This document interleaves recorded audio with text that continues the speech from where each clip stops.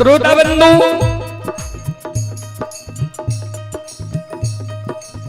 मां जगत जननी जगदम्बे भवानी आदि शक्ति भगवती की गहवर के ओसार पर जे बिचारी दुखियारी ने बला कौने रहे।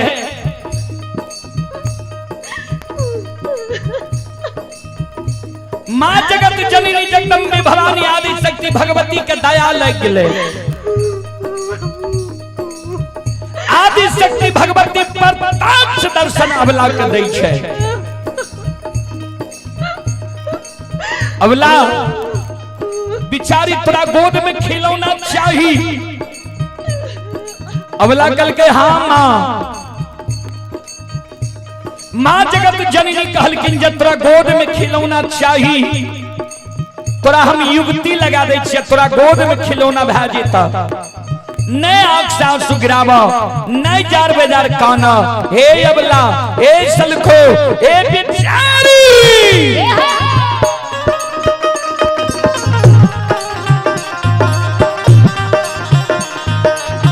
आइए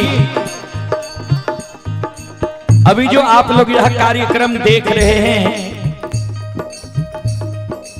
यह कार्यक्रम अभी Rudal Banjiyar YouTube channel, Rudal Banjiyar Facebook page और मैथिली हिट्स भगत चैनल पर यह कार्यक्रम अभी लाइव चल रहा है। जो देश विदेश तक का लोग यह कार्यक्रम का भी लुत्फ उठा रहे हैं, सबके मोबाइल में यह कार्यक्रम चलता होगा।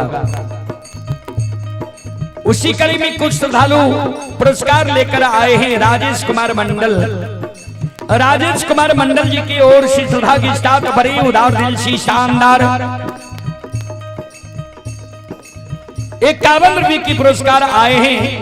और गुलशन कुमार जी, गुलशन कुमार जी स्थानीय निवासी हैं। गुलशन कुमार जी की ओर से श्रद्धा के साथ बड़ी उदार दिल से शानदार 151 रुपये की पुरस्कार आए हैं।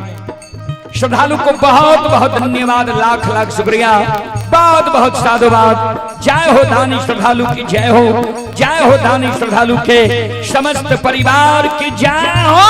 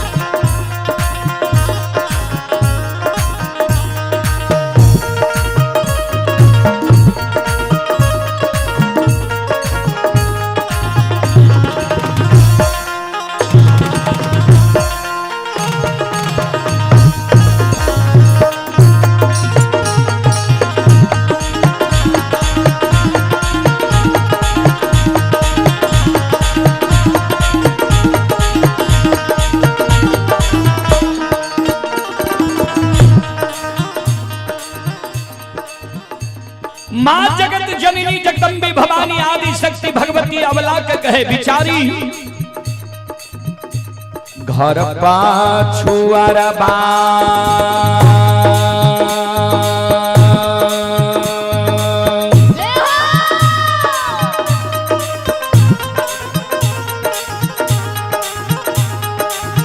अबला बस छ कुम्हार भैया हे।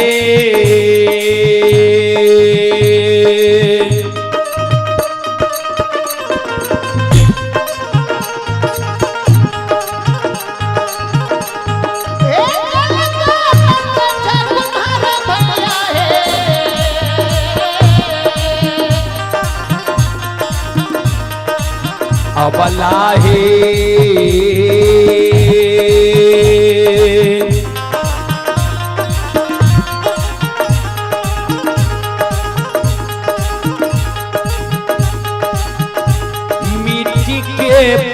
कपा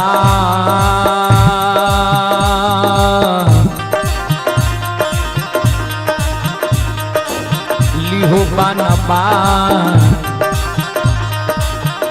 इसे कोखिया तू तोरा छुटिए जेठा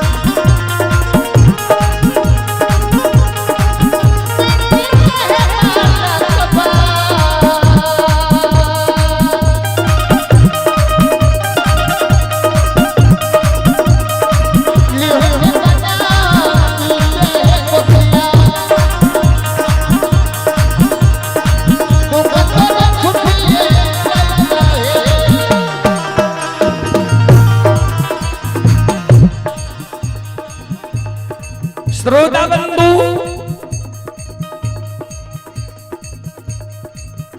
ध्यान दें, मां जगत जननी जगदम्बे भवानी अबला के जे कल के जे घर पछुआर में कुम्हार भाई बसे जा सुंदर काठ लकड़ी के बालक बनवाली हो, मिट्टी के बालक बनवाली हो, बिचारी दुखियारी अबला काने लगले मां ए मैया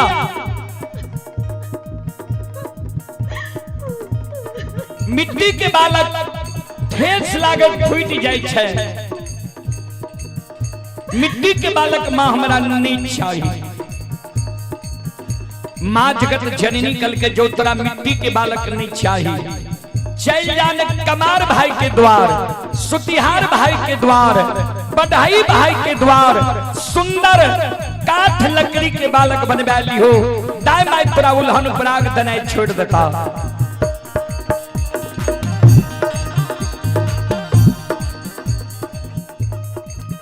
बिचारी दुखियारी अबला काने लगले मां हे मैया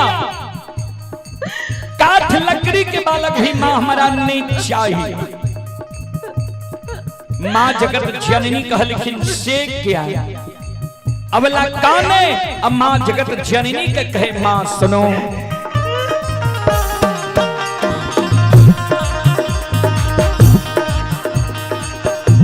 काठ के बलकबा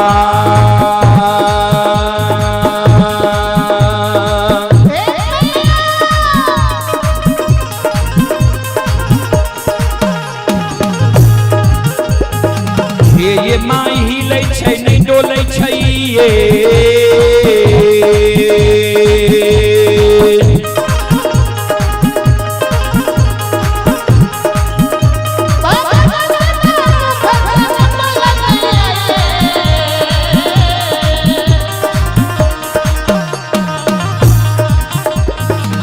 मैया ये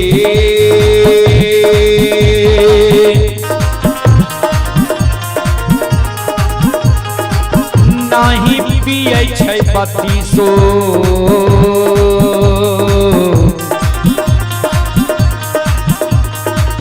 सुआ दूध से कोना कोना कोना उल्लहनमा छूटत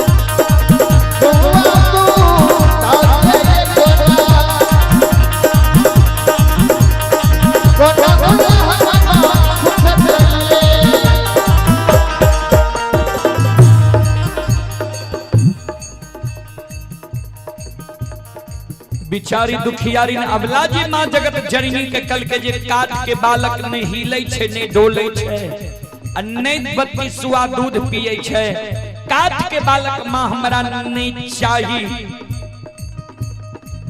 मां जगत जननी कहलखिन त चल जा न सोनार भाई के द्वार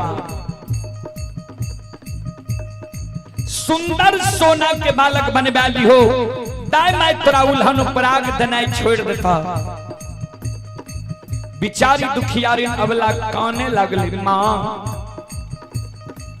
ए मैया सोना मूल्यवान धातु है सोना के बालक चोर चोरा लेते हमरा भोग नहीं थे सोना के बालक से दाई में हमरा उल्हन पराग देना नहीं छोड़ते ए मैया एगो बेटा बेटी पुत्र पुत्री संतान के कारण दायमा हमर नाम बझनिया रखनी है, दायमा हमरा बझनिया कही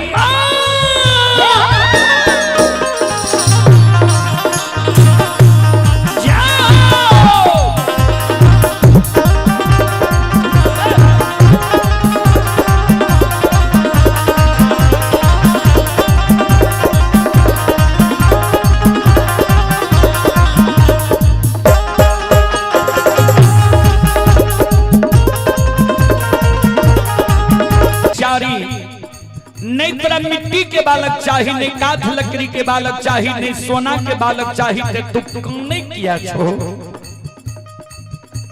भगवान पर सुरता लगावा, भगवान के घर में देर छे अंधेर नहीं छे, जरूर तोरा कोई से बेटा बेटी पुत्र पुत्री संतान हिता धीरज बांध के रहा। हे बिचारी, हे सलखो, हे भागी,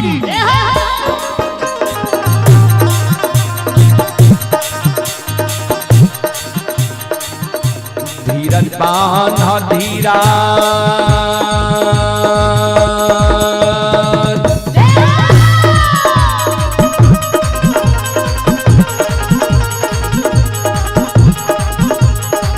अवला दिल में धीरज बांधा है,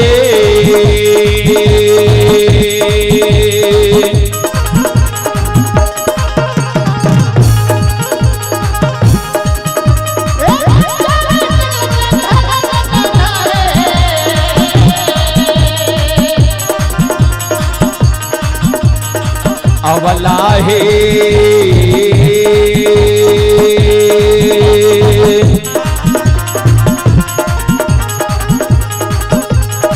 भगवान देता को दे,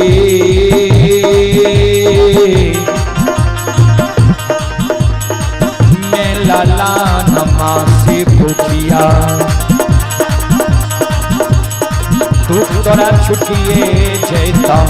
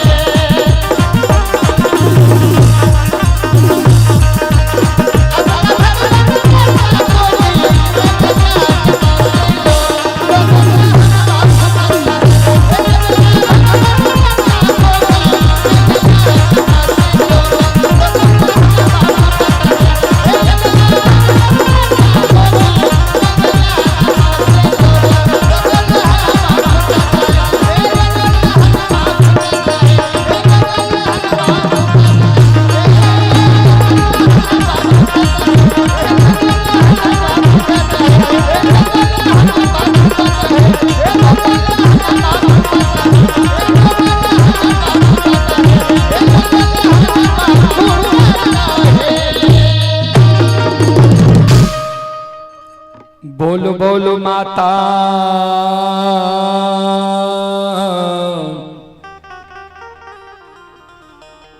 भगवती महारानी की।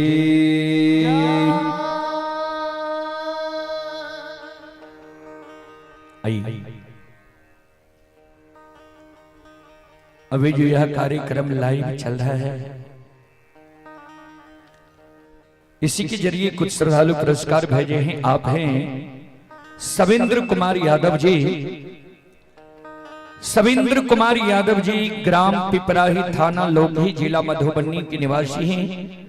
श्रद्धालु की ओर से श्रद्धा के साथ बड़े उदार दिल से ऑनलाइन फोन पे के द्वारा शानदार 21 रुपए की पुरस्कार आए हैं। श्रद्धालु को बहुत बहुत धन्यवाद, लाख लाख शुक्रिया, बहुत बहुत साधुवाद। जय हो दानी श्रद्धालु की जय हो, उनके समस्त परिवार की जय हो।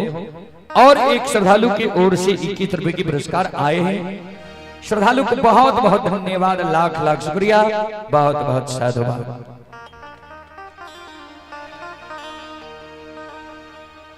हम लोग ज्यादा करके लोक गाथा ही गाते हैं और लोक गाथा में आप लोग बीसू बाबा का प्रसंग सुनिएगा या कारू बाबा का प्रसंग सुनिएगा। इसी दोनों प्रसंग में एक प्रसंग का आप लोग एक प्रसंग सुनने के लिए इच्छा जाहिर कीजिए। वह प्रसंग मैं आप सबको सुनाने का प्रयास करूंगा।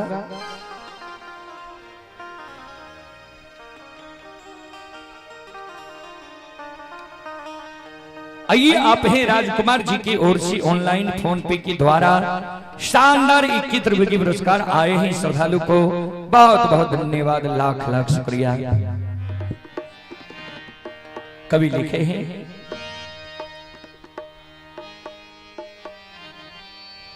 मानव मानव सब कहे,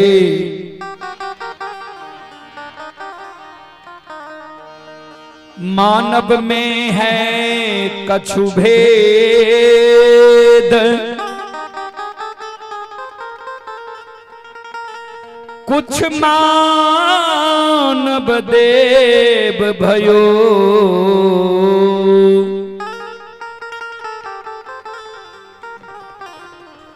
कुछ मानव भयो परे।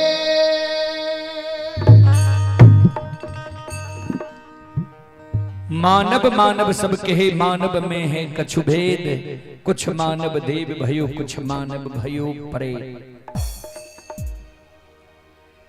सब मानव ही है जो शुभ कर्म करता है, अच्छा कर्म करता है। जाने के बाद भी हम लोग उनका पूजा करते हैं, नाम जपते हैं, उनके नाम पर चढ़ावा करते हैं। तो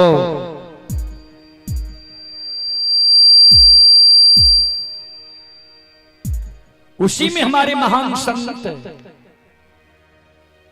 बाबा बीसू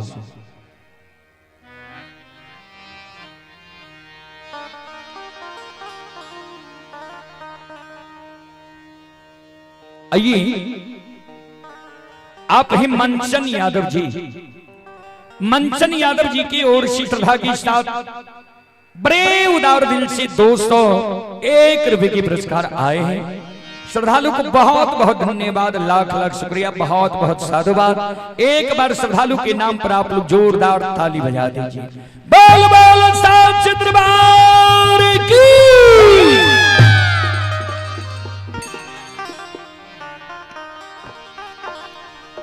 तो बाबा बीसू के ही प्रसंग सुना भी ने अपने सबका कि कारू बाबा के, कारू बाबा। चल, बहुत अच्छा प्रसंग। चलो कारू बाबा के प्रसंग जब सुन में एक बार यहां सब कारू बाबा के नाम पर जोरदार जयकारा लगा दियो। जे बाबा कारू कवा खंड के छोड़ के आए, एक चारी दियारा ऐ सभा में सबके आए के आशीर्वाद दे दिए। बोल बोल संत बाबा कारू खिरारी की।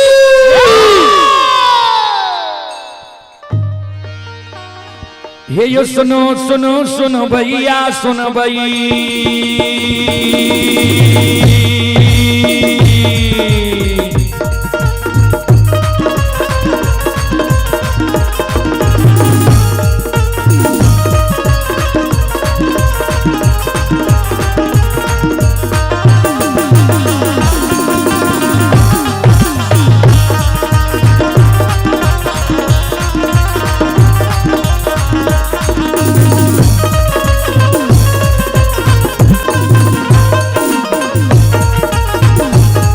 आये माँ बहना अकचारी के सुन भय आये धर्म के बात ध्यान से सुन भय बाबा कारू की लीला के सुन भय परवर लीला बाबा कारू रचल का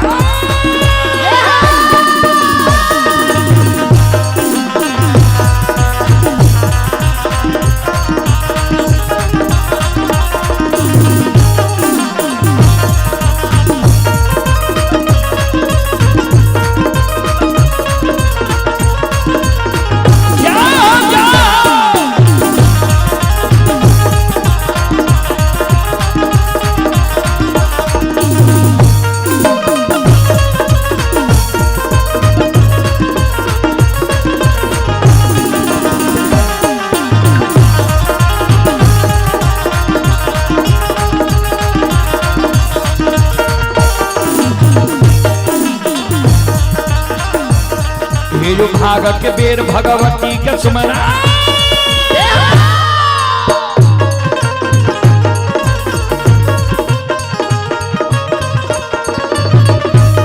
हे यो भागत के बेर भगवती के सुमरो सदा भवानी जगदम्बा के सुमरो हे यो गौरी के पुत्र गणेश के सुमरो आई उमापति ये महादेव के स्मरो हारे युधीर पवन सुत के स्मरो दुर्गा काली महाकाली के स्मरो आके बीच धर्मराज के स्मरो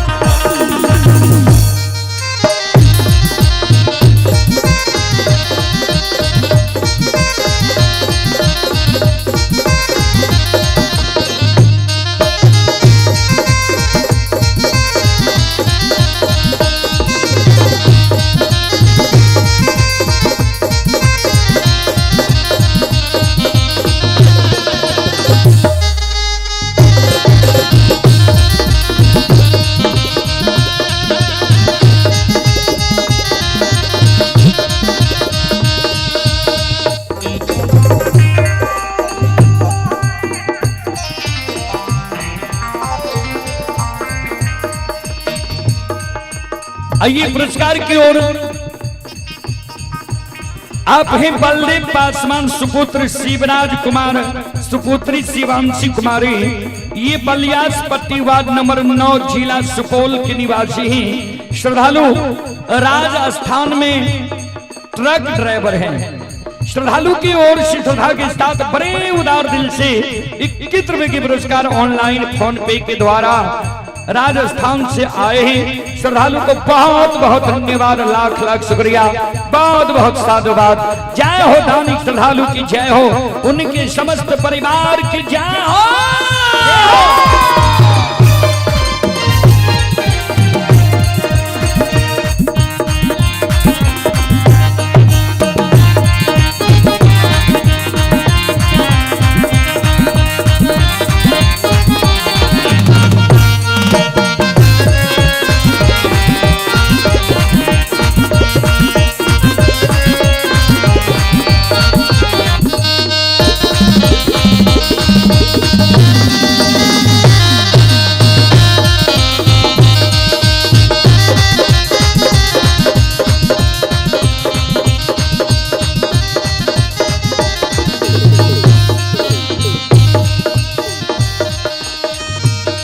हे हो भोला बाबा भंडार कभरिए दी हो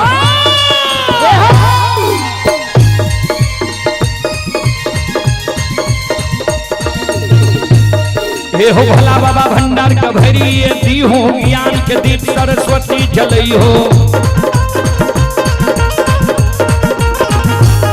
आये तुमसे ने भूलता मन से ने छोड़ता आये सिर में सबैया सेवक करती हो सेवक के मन के मनोरथ पुरई हो बिगड़ल काम के विमल बनई हो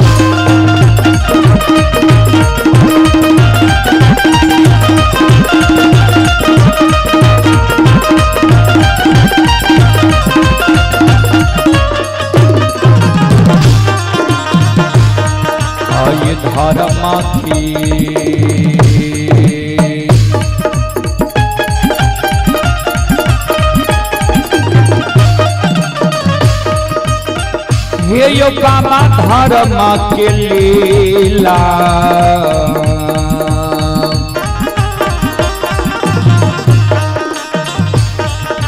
अपार छै यो समाज बाबा हे यो छलै दुनिया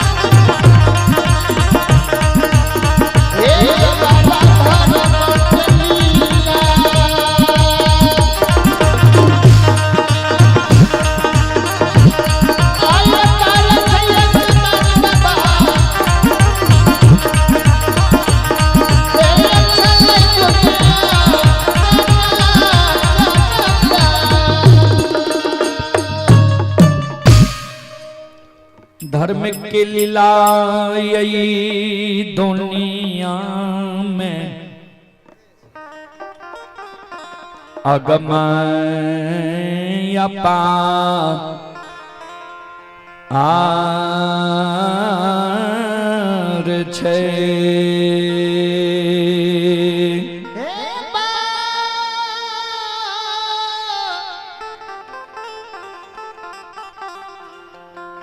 अब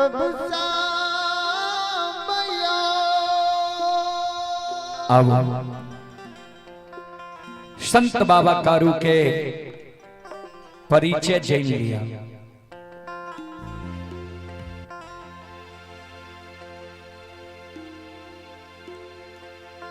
संत बाबा कारू के पूर्वज उत्तर प्रदेश के गोकुल नगरी से उत्तर प्रमाणपुर गांव 12 किलोमीटर वहां के वासी रहे।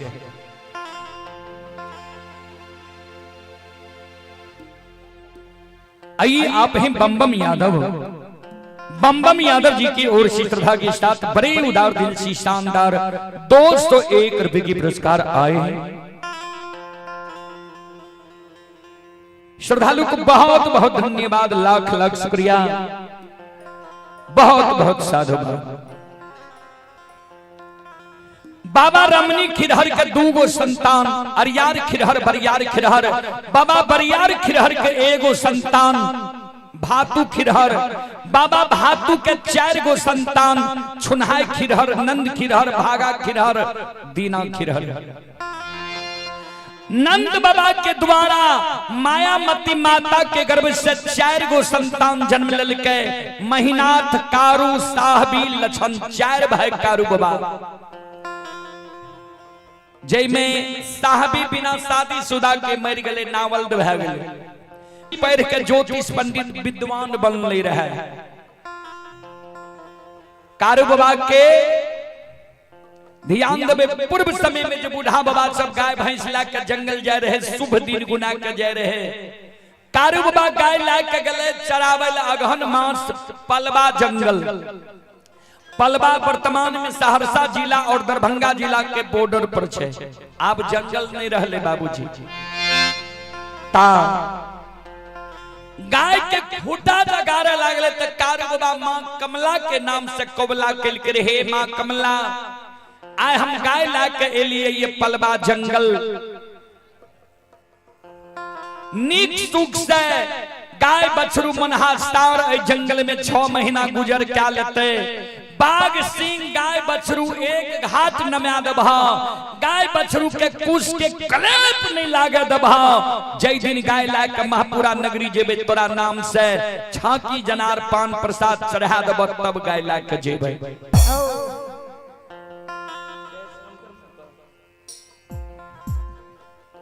बाबूजी आइए आप हैं सुमन ड्राइवर साहब। सुमन ड्राइवर साहब की ओर से श्रद्धा के साथ बड़ी उदार दिल से शानदार 201 रुपए की पुरस्कार आए हैं। श्रद्धालु को बहुत बहुत धन्यवाद, लाख लाख शुक्रिया, बहुत बहुत साधुवाद। जय हो दानी श्रद्धालु की जय हो, उनके समस्त परिवार की जय हो। बाबा कारू जी मां कमला के नाम से कोबला कल के कारू बाबा छोटका भाई लछन दोनों रहे गाय में। मां कमला कारू बाबा के गाय के रखवारी करे लागले। कुश के कलेप नहीं लागे दिल के। आबे के दिन संत बाबा कारू कुशेश्वर बाबा के जल चढ़वे लगले। इन्हें छोटका भाई लछन घबरा के गाय है के दिल के 12 वर्ष की उम्र रहे लछन के। मां कमला के नाम से छाकी जनार नहीं दे सकले, जे कारण मां कमला कारू बाबा के पाछा लग गले। मां गहिल कारू बाबा के घर के देवी रहे। मां गहिल से आर के सत करा लेलके। कारू बाबा के अधरी जंगल में लुल्ही बाघिन से नोछर लगवा दे।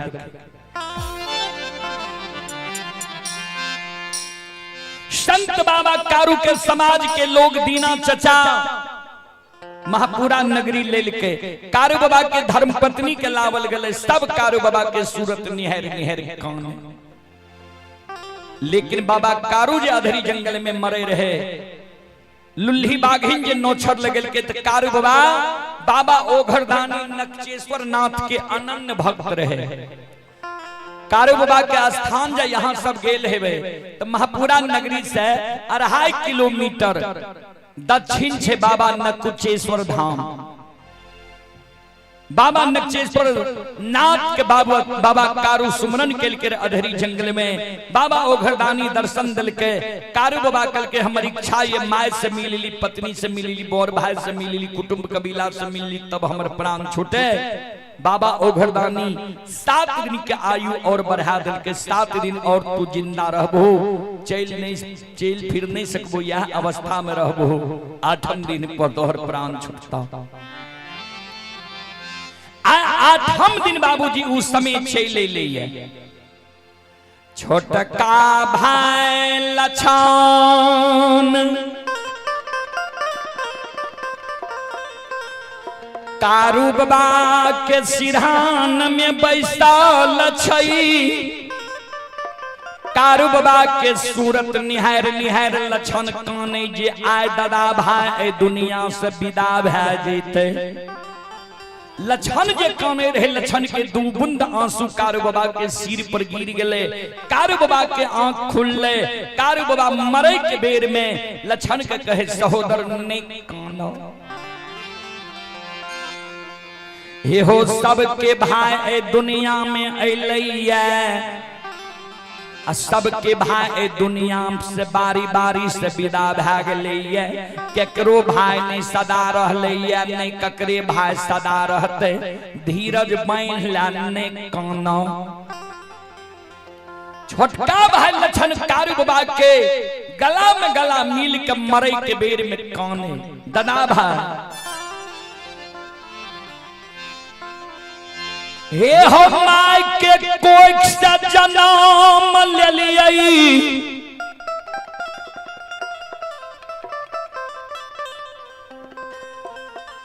हे हो माय के दूध छोड़ लिए, माय के गोद से हमरा तू ले एलो। गोद में बैसा के माखन मिश्री खुआ मलाई खिलेलो। तोरा प्रसाद हम कहिए नहीं जान लिए, हमरा माय के लार प्यार नहीं मिलल, बाबू के लार प्यार नहीं मिलल। आज तू ए दुनिया से जा रहल हो, तोरा मरे के बाद के हमर सहारा बनता है। नाल के टोन के आवाज मॉनिटर में दियो। तोरा मरे के बाद के हमर सहारा बनता है, के हमर मदद करता है। श्रोत मरे के बेर में संत बाबा कारू लछन के एगो हाथ पकड़ लेके, एक हाथ से लछन के आंसू के पोछे। लछन के कहे लछन जा तू हमरा मरे के बेर में काने छे। 2 गो बचन तोरा मरे के बेर में दान देने जाय छियो, दोनों बचन के तू ध्यान से सुन।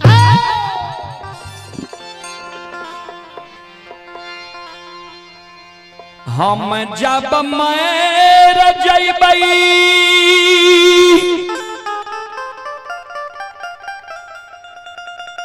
हमरा मृत शरीर के तू लाल पियर के फरकी डोली पर सरहा घाट पर तू ले जइहे।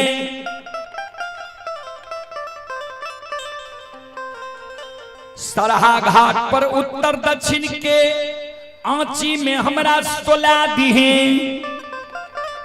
समाज के लोग चाहते जे कारू के मुंह में भतीजा आग दिए, यानी महीनाथ पंडित के सुपुत्र मदन।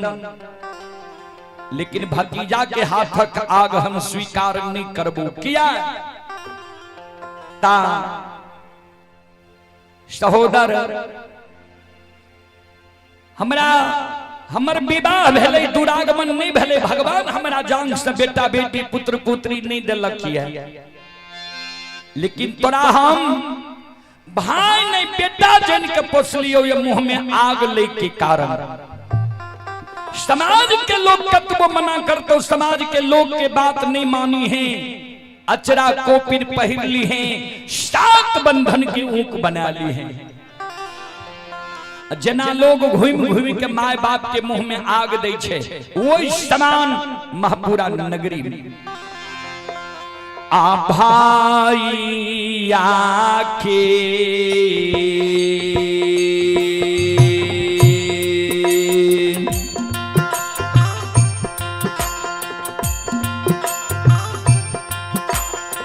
लछन दुलरुआ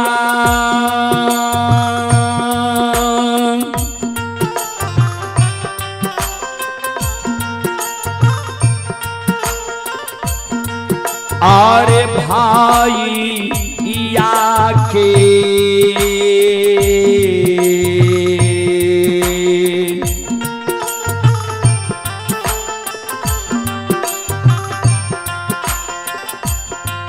अरे मोह में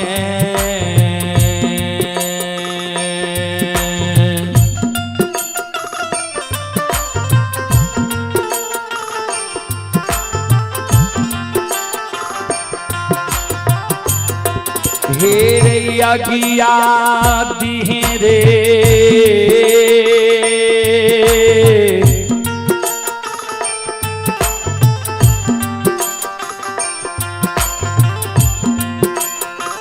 लछन बबुआ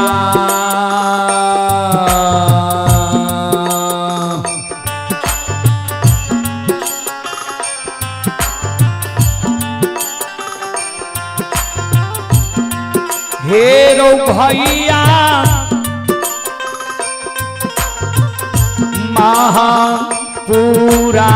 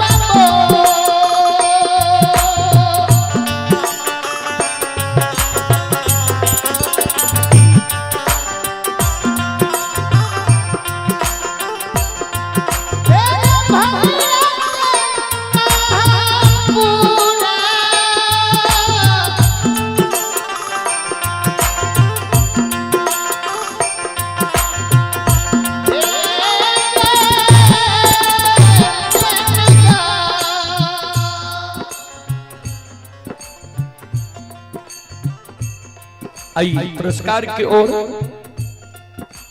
अभी जो यह कार्यक्रम चल रहा है इसी के जरिए कुछ श्रद्धालु पुरस्कार भेजे हैं। आप हैं माता सुशीला देवी, पिता लालकुंज चौधरी, कुंदन कुमार, अभिमन्यु कुमार, हीरा कुमार, काश नगर बाजार, सोनबरसा राज जिला सहरसा के निवासी हैं। श्रद्धालु की ओर से श्रद्धा के साथ बड़ी उदार दिल से 11 रुपए की पुरस्कार आए हैं। फुलेश्वर कुमार की ओर से श्रद्धा के साथ बड़ी उदार दिल से शानदार 101 रुपए की पुरस्कार आए हैं। संतोष कुमार जी की ओर से शानदार 21 रुपए की पुरस्कार ऑनलाइन फोन पे के द्वारा आए हैं। श्याम सुंदर दास एक चारी की ओर से 52 रुपए की पुरस्कार आए हैं। पंकज कुमार की ओर से 21 रुपए की पुरस्कार आए हैं। विपिन कुमार जी की ओर से 51 रुपए की पुरस्कार आए हैं। मंगल यादव जी की ओर से 21 रुपए की पुरस्कार आए हैं। ये असगर आलम की ओर से 51 रुपए की पुरस्कार आए हैं। नीतीश कुमार जी की ओर से 101 रुपए की पुरस्कार आए हैं। सुजीत कुमार दास के ओर से 21 रुपए की पुरस्कार आए हैं। दीपक कुमार जी की ओर से 101 रुपए की पुरस्कार आए हैं। कमलेश यादव जी की ओर से 101 रुपए की पुरस्कार आए हैं और अनिरुद्ध यादव जी की ओर से श्रद्धा के साथ बड़े उदार दिल से 51 रुपए की पुरस्कार आए हैं। सभी श्रद्धालु को बहुत बहुत धन्यवाद। बाबा भोले दानी सभी की मनोकामना को पूर्ण करे। जय हो दानी श्रद्धालु की जय हो, जय हो दानी श्रद्धालु के समस्त परिवार की जय हो।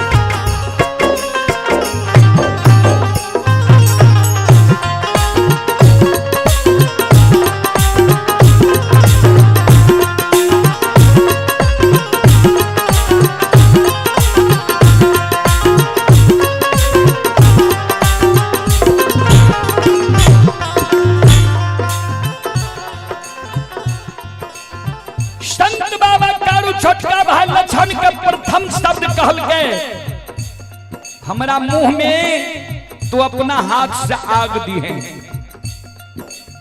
दोसर बचन हमर ध्यान से सुन। हमरा मरे के बेर में जे तू कानै छी जे हमरा मरे के बाद तोहर सहारा के बनतो। दोसर बचन ध्यान से सुन।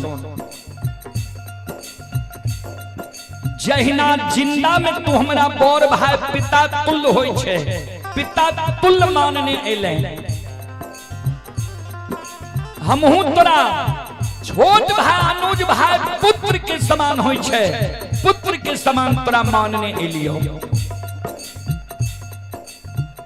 हमरा मरे के बाद भी जो तू हमरा वह समान मान में, हमरा सारा कनिप में, हमरा सारा पर धूप दीप अगरबत्ती जले में, एक चिलम गाजा चढ़े में, हमरा सारा पर दूध के ढार दबही, हमरा पर श्रद्धा विश्वास जो राख में, हमरा मरे के बाद भी जो तोरा कोनो दुख पड़तो, विपत्ति पड़तो, वो दुख विपत्ति में हमर पुकार करबही जे हो कारू भैया हमरा दुख पड़ गलैया, विपत्ति पड़ गलैया, आइ मरे के बेर में तोरा हम वचन दे के जाय छियो ध्यान से सुन।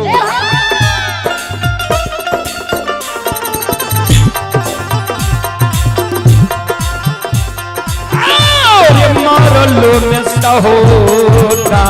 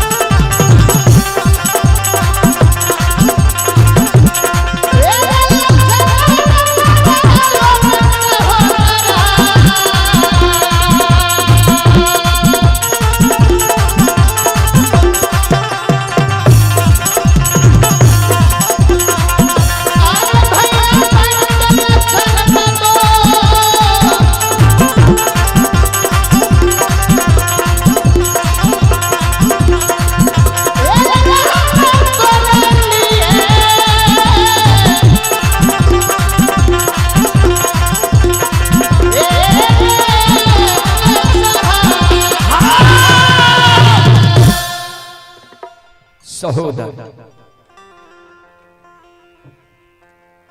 हमरा सारा पर तू, हमरा सारा का निप में धूप दीप अगरबत्ती जले में फूल चढ़े में एक चिलम गाजा चढ़े में प्रतिदिन दूध के धार दबही श्रद्धा विश्वास राख भी मरे के बेर में तोरा वचन दा के जाय छियो जे मरे के बाद भी जो तू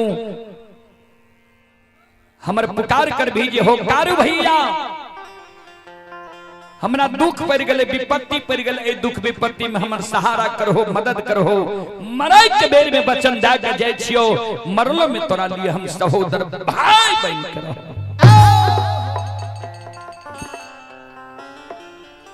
बाबूजी इतना बात कही के संत बाबा कारु के पंच भौतिक शरीर से जीवात्मा निकल गए, तन से प्राण निकल गए। समाज के लोग कारु बाबा के सरहा घाट पर ला गए, लक्षण मुंह में आग दल के दाह संस्कार क्रिया कर्म कारु बाबा के भै गए।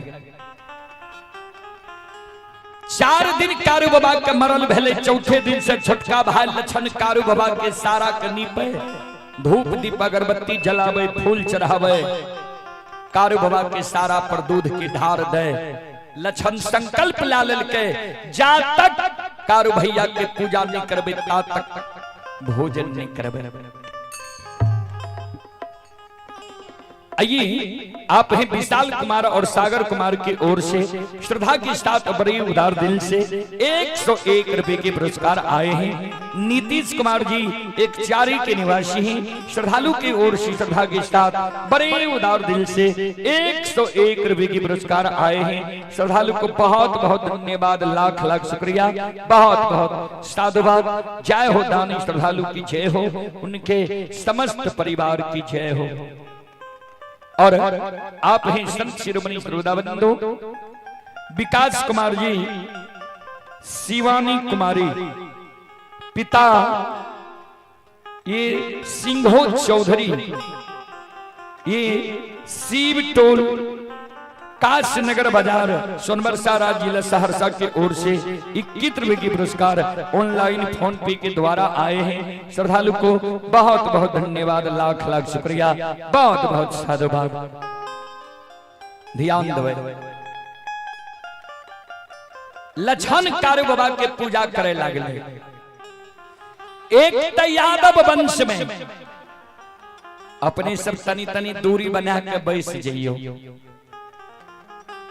जते हमर श्रद्धालु छे लाइटिंग उधर अच्छा नहीं छे, लाइटिंग रहती है वीडियो फ्रेश होती है, जे वीडियो देश विदेश तक देख रहा है, भारत ही नहीं पूरा विश्व में यह कार्यक्रम अभी लोग देख रहा है। संत शिरोमणि श्रोदाबंधु माँ बहन बाबू भैया सब कम से कम एक लाइट उधर लगा दीजिए। हमारी माँ बहन बाबू भैया सब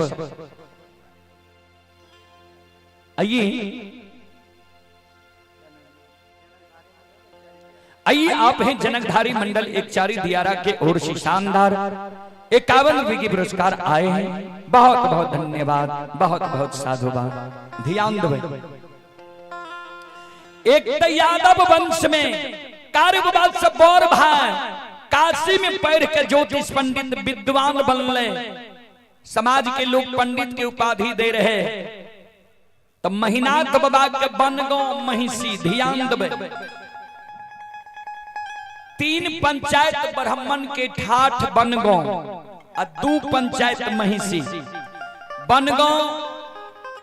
उत्तरी दक्षिणी पूर्वी 3 पंचायत ब्राह्मण के ठाठ और 2 पंचायत महिषी। महिषी उत्तरी या दक्षिणी, महिषी दक्षिणी पंचायत में ही महापुरा है कारु बाबा के जन्म स्थान।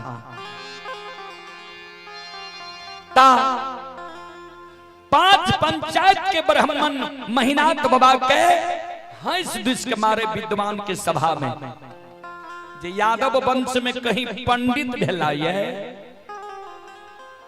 वह वंश में लक्षण भूत के पूजा करे लागले, सारा के पूजा करे लागले, मिट्टी के पूजा करे लागले।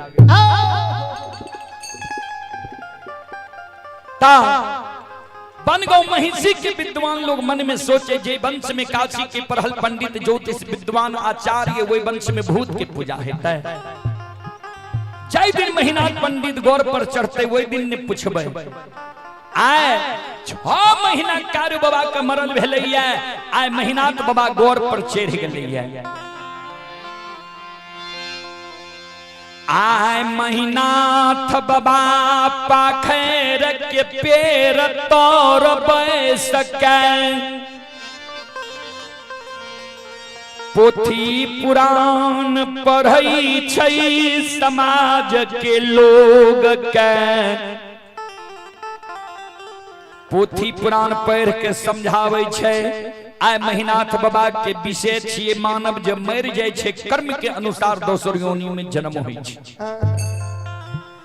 एगो विद्वान ब्राह्मण बाबा कर जोड़ के वो सभा में खड़ा भ गेले महीनाथ बाबा के कहे पंडित जी महीनाथ बाबू यहाँ जे कहै छिए मानव मर जाय छै कर्म के अनुसार दोसर योनि में जन्म होय छै सुनैये वाला ता के लिए कि कहैयो वाला के लिए यानी श्रोता के लिए ही कि वक्ता के लिए भी। महीनाथ बाबा कहलखिन सब के लिए किया तक कभी स्पष्ट रूप से लिख देलखिन है ध्यान से सुनबे।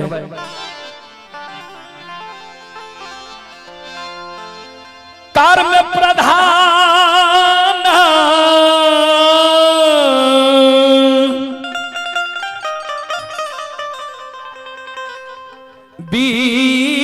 ईश्वर चिराखा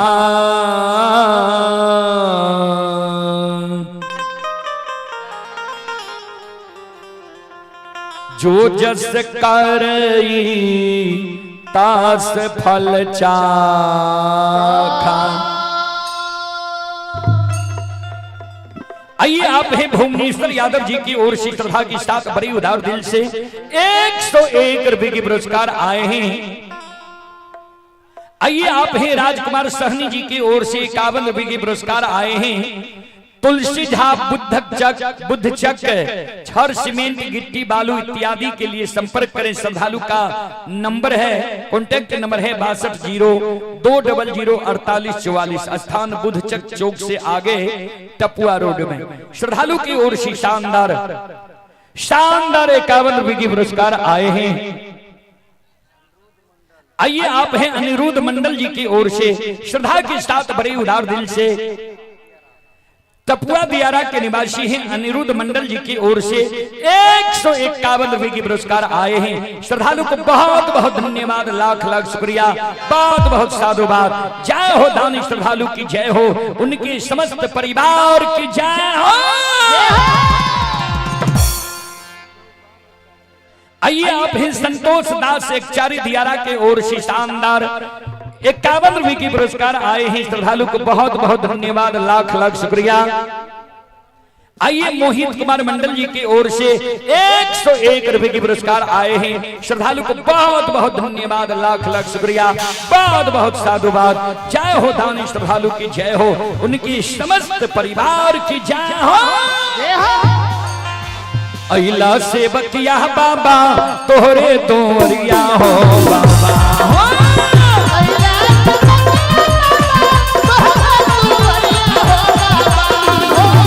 अइला सेवकिया बाबा तोहरे तोरिया हो बाबा हो।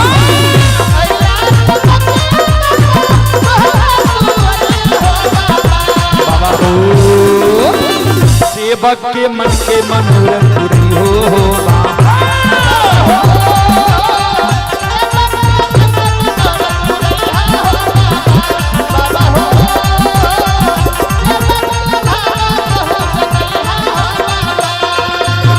तोहरे डोंगरिया में अइला पूजरिया हो।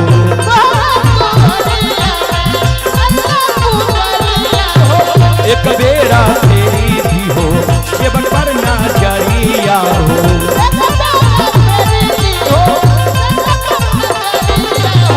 तेरो से ऐसा सेवा तोहरे दोहरिया हो बाबा हो।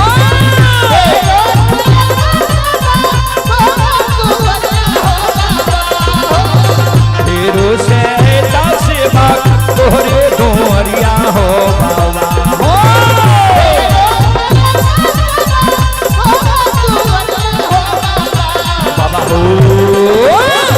सेवक के बिगड़ी दामनी हो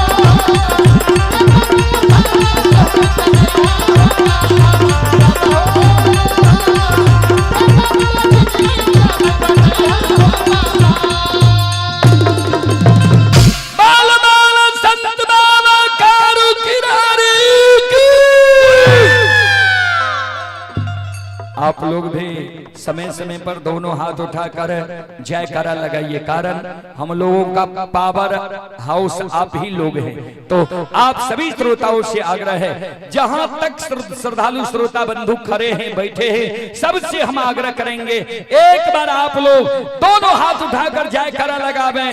बाल बाल संत बाबा कारू किरारी की।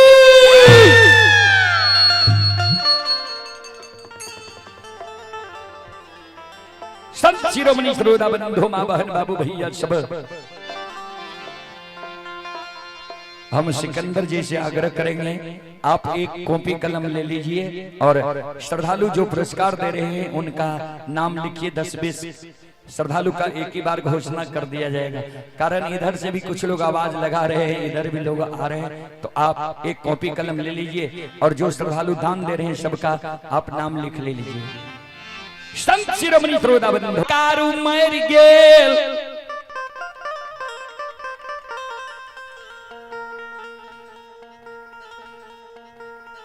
समाज के लोग कारू के सरहा घाट पर जलाकर धुआं आसमान उड़ेलक। एक तो नियम के विरुद्ध अच्छा भतीजा यहाँ भाई से आग दिले लिए। 4 दिन कारू के मरल भेल, चौथे दिन से यहाँ के छोटका भाई लछन कारू के सारा के नीपैये, धूप दीप अगरबत्ती जलावे, फूल चढ़ावे, दूध के ढार दैये। जय वंश में काशी के पढ़ल पंडित ज्योतिष विद्वान आचार्य, वही वंश में भूत के पूजा होता है। सभा भंग भै गेले बाबूजी। संत शिरोमणि श्रोता बंधु मां बहन बाबू भैया सब आइए। आप हैं निरंजन कुमार जी की ओर से 21 रुपए की पुरस्कार आए हैं। नीतीश कुमार जी की ओर से 11 रुपए की पुरस्कार आए हैं। और पंकज यादव, ये पिताजी का नाम है पंकज यादव, माता जी का नाम है सोनी देवी, भाई का नाम है शिवम कुमार, बहन की नाम है मीनाक्षी कुमारी। ये सत्यम कुमार जी एक चारी दियारा प्रखंड पीरपैती जिला भागलपुर की ओर से 101 रुपए के पुरस्कार आए हैं। बहुत बहुत धन्यवाद, बहुत बहुत साधुवाद। भगवान श्रद्धालु की मनोकामना को पूर्ण करे। जय हो दानी श्रद्धालु की जय हो, उनकी समस्त परिवार की जय हो। आप ही विकास कुमार जी की ओर से ऑनलाइन फोन पे के द्वारा शानदार 21 रुपए की पुरस्कार आए हैं। श्रद्धालु को बहुत बहुत धन्यवाद, लाख लाख शुक्रिया। आइए राजेंद्र यादव जी, राजेंद्र यादव जी की ओर से 201 रुपए की पुरस्कार आए हैं। बहुत बहुत धन्यवाद, बहुत बहुत साधुवाद। जय हो दानी श्रद्धालु की जय हो, उनके समस्त परिवार की जय हो। बाबूजी महीनात बाबा मन में सोच लके, आप जब लछन कारू के पूजा करे छे, लछन के समझावे पड़ते। अगर लछन के नहीं समझेवे, कारू के पूजा करते रहते जेते, जे कारण ब्राह्मण बाबा सब हमरा हंस दिस के मारा। ध्यान देवे, संत बाबा कारू के बड़का भाई महीनाथ पंडित अपने से पहुंच गए लहठा बथान पर। गूगल पर सर्च करबे लहठा बथान प्राथमिक विद्यालय छिए, जे पर कारू बाबा जे बथान पर गाय बांधे रहे। लहठा बथान पर महीनाथ बाबा बड़का भाई पहुंच गए। 12 वर्ष के उम्र में लछन रहे। लछन के बोला के बगल में बैसा लेल के लछन के कहे, लछन सुनै छियै तू कारू के पूजा करे छो, नाम जपै छो। ए मान लिये कारू तोरा बहुत माने रहा, लार प्यार दे रहा, प्रेम दे रहा, लेकिन कारू जिंदा नहीं छे, मर न गेल। जय वंश में हम काशी के पढ़ल पंडित ज्योतिष विद्वान आचार्य छिया, ओई वंश में तोरा हम भूत के पूजा नहीं करे ले दबा।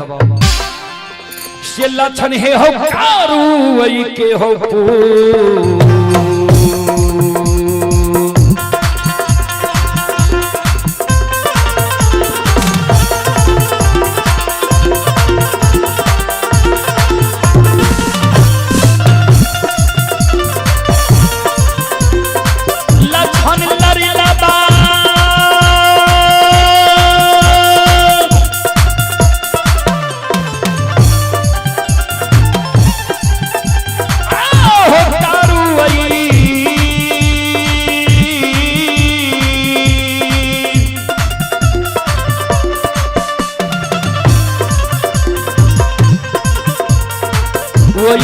पूजा हो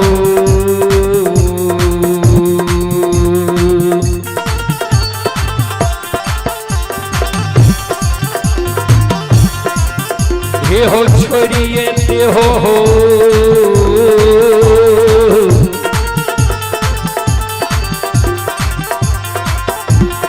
लक्षण बबुआ